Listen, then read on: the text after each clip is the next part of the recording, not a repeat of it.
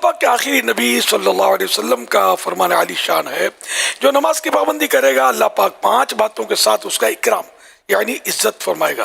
Number 1 اس سے تنگی، اور نمبر 2 قبر کا عذاب دور فرمائے گا۔ نمبر 3 اللہ پاک نامہ اعمال اس کے سیدھے ہاتھ میں دے گا۔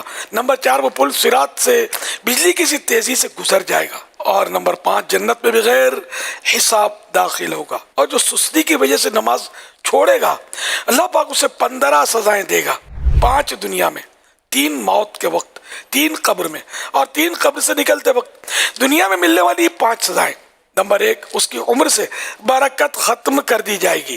نمبر 2 اس کے چہرے سے نیک بندوں کی نشانی مٹا دی جائے گی۔ نمبر 3 اللہ پاک اسے کسی عمل پر ثواب نہ دے گا۔ نمبر 4 اس کی کوئی دعا آسمان تک نہ پہنچے گی۔ اور نمبر 5 نیک بندوں کی دعاؤں میں اس کا کوئی حصہ نہ ہوگا۔ موت کے وقت دی جانے والی 3 سزائیں: نمبر 1 وہ ذلیل ہو کر مرے گا۔ نمبر 2 بھوکا مرے گا۔ اور نمبر 3 پیاسا مرے گا۔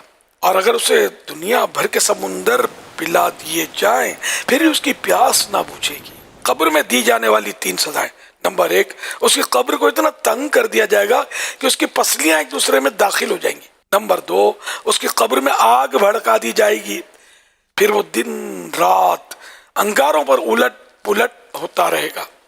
اور نمبر 3 قبر میں اس پر ایک اژدہا یعنی بہت بڑا سانپ مسلط کر دیا جائے گا، جس کا نام الشجاع الاقرع یعنی گنجا سانپ ہے۔